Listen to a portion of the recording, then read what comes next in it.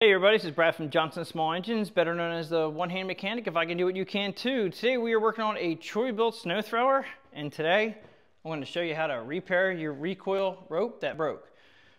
I'm going to get right into this. All you need is a 8mm socket. I'm going to use my electric ratchet, which I always use.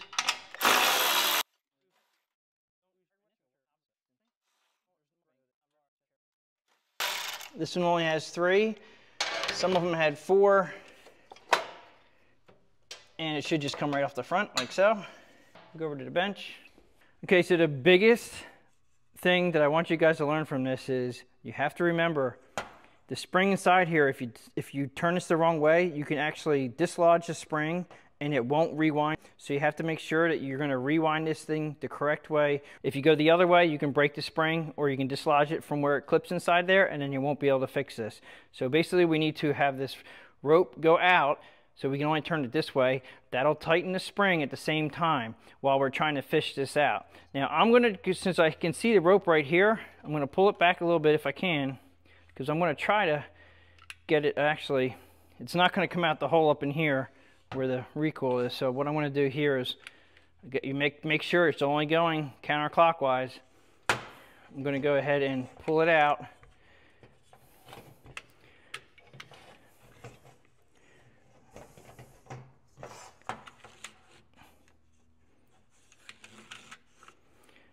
And there should be a big opening here right at the outlet where your handle usually sits.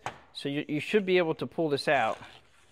And the spring is actually gonna wanna try to spring back on you, so be careful.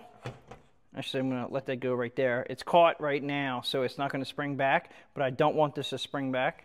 So you can always, whenever you stop, I'm basically turning the spring, we're actually tightening the spring up every so slightly when pulling this cord out. So if you don't want that to unspring on you, put a screwdriver in through the slots that you can, so it can only go so far back and it won't go anywhere. It just slipped on me right there and it just went back. So there's tension on a screwdriver right now. I'm gonna go ahead and it just went past this point, which I didn't want that to happen, but I got it through there. There's a lot of flexibility in this plastic, so just be careful. I'm gonna hold this down. Now remember, I'm holding tension on this right here because there's a lot of tension, spring tension. The more I pull this pull cord out, the more the spring tension is. All right, so I'm at the end right here where the knot is. Now there's a lot of tension on this spring. So what I'm gonna do is I'm gonna put my screwdriver through. I'm gonna hang it off my side of my bench right here and just let it go back to where it stops. And that should just hold it there.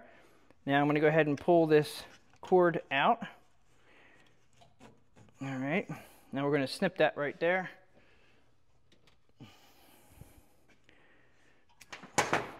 And we're gonna pull the rope out. Now be careful, there's a lot of tension on this. Now, what you have to remember is we're gonna be taking the new rope through here and we have to fish it through this hole right here. And you can't even tell where that hole is. There's a small hole right there that the cord's got to go through. This cord is going to come through that way. You can either fish it this way and go that way, or you can fish it the other way and go through to the hole. It doesn't matter which way you go as long as you get the job done. Now, finding the right size cord can be a little tricky. And also, now this cord looks like it's only about maybe 5 feet. I try to go about 8 feet and I cut it down to maybe 6. But as you can see, it broke right here. You can find these handles, if you broke the handle or lost a handle, you can find them online very easily. But as far as finding the right rope, the most common rope that I use is the 5, 4, and 4.5. And I try to go to where the knot is. This is going to be no frayed. It's going to be the original size. And actually this looks like it might be thicker than 5. So that's about 5 right there. It may be a 5.5, but 5 is going to work just fine. And if you guys, now this rope has a little bit of plastic in it. And what you have to do is you have to kind of get that flare off of there and make sure that's a little bit hard. The lighter will work. Just going to go ahead and be very careful if you're using fire with this, is that this plastic here can burn you real easily. I've been doing this for a long time and my fingers are used to it. But I'm just shaping it while it's cooling down. Now, our hole right here has to line up here with the outlet hole. So you can hold down with your one hand, pull your screwdriver out, just make sure you don't let go of this.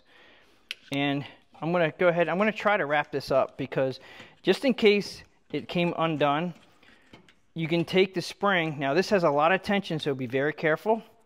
And do not let either one of these halves go, or you can hurt yourself. So you may or may not want to do this. But okay, so I just got around another one turn. Here's the hole. Now, it looks like somebody may have been in here because they actually marked it, and that's not a bad idea. So I'm going to go ahead and put an X right here. You can do that in the beginning, actually, so you know where the hole is. Okay, now our other hole right here protruding out. Now we can try going through here, and then just going to follow it through out the hole like that. Now normally I'll get like 6 feet. Now I probably should have cut this off first. Oh, darn it. I'm going to go ahead and put my screwdriver down here for safety reasons to make sure that that does not fly out, and put up on the countertop. That's about 6 to 8 feet.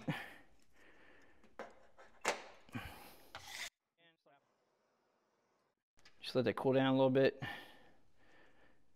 Now at this point, you can just go ahead and pull your line through. Once you get close to the knot here, everybody has their own knots.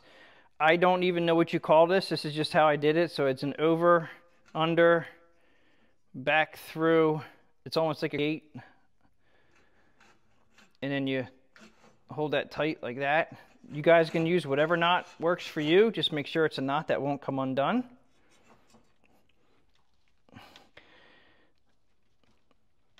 I've had very good luck. And if you need to, you may need to snip off this little bit here at the end if you need to. But this one is a big recoil assembly. The smaller recoil assemblies, sometimes you need to shorten up. Okay, so at this point, this is perfect right where it's at there. And what you can also do is before you take your screwdriver out or whatever you have that's keeping the spring tension, pull this tight, because it's basically like you're pulling on the pull cord right now, and that'll really cinch up that knot right there. Now, some people also use heat and they tend to melt that, but I don't want to use too much heat right there because I don't want to make it brittle and I don't want it to break there. Now, when you take this screwdriver out, there's a lot of tension. Now, because I have way too much string right here, I'm not going to worry about it going back into the recoil and spinning itself up. So I can let it go. If you guys are using your old recoil rope, it could go back in and you're doing this all over again. So just make sure you do it slowly. Hold everything together with your one hand. Now I'm just going to go ahead and let this back in nice and easy. Whoops, got away from me there a little bit. And you can always, you can hold the other rope too with your other hand. Trust me guys, if I can do this, you can do this. Just be careful. Let it go back slowly until it stops. It eventually will stop. I hope I didn't, whew, I almost thought I didn't have enough rope. Okay, so the tension is now done. There's no more tension, but we're good. Now you're like, okay, well, what are you gonna do with all the extra rope? Well, that's when you're gonna get your handle. You put it up through the handle here. Now, depending on the handles you have, I've actually gone as far as putting a washer, a metal washer down onto this and put it through into this hole, but this one is a pretty big knot in here, so it's not gonna pull through. But I'm gonna go ahead and get all the way down to where it should be about snug, and I want some tension on the handle when it goes back in there. So I'm gonna just pull this out a little bit. I'm gonna put my screwdriver back in here again to hold it. And I'm gonna go ahead and we're gonna knot it right about here. At this point, I know where I'm gonna knot it, so I'm gonna hold on to this. We're gonna pull this out. Slide a screwdriver back in again, or whatever you have to hold that from going back. And now we have plenty of room. Melt that end down again. Just wait for it to cool down a little bit, so it's not gonna fray. And again, I'm gonna do the over, under, over. It's like a crazy 8.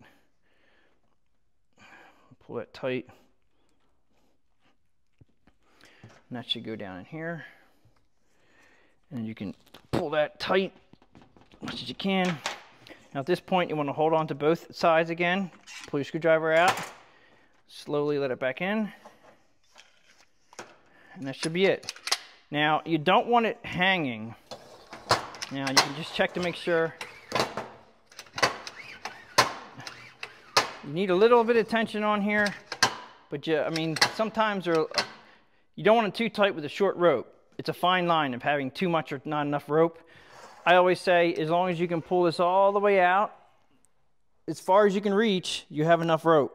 And pull it, if you hit the knot, you don't have long enough rope, but you also, it needs to come back and sit.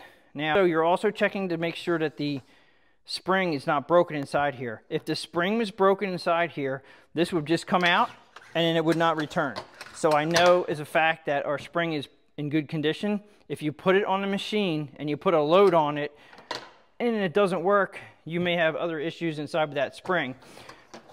As far as getting the spring for this, you're going to have to go to the model number of your engine and you may have to take this apart.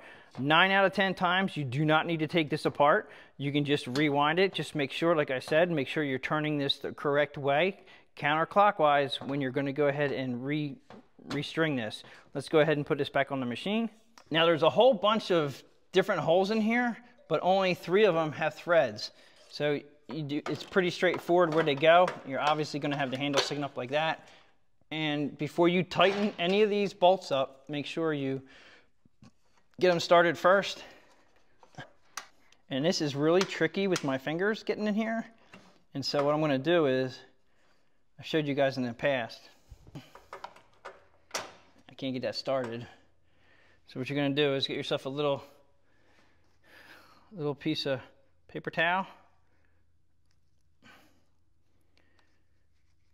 If your socket is not worn out, it should hold it right in here. And you just line it up.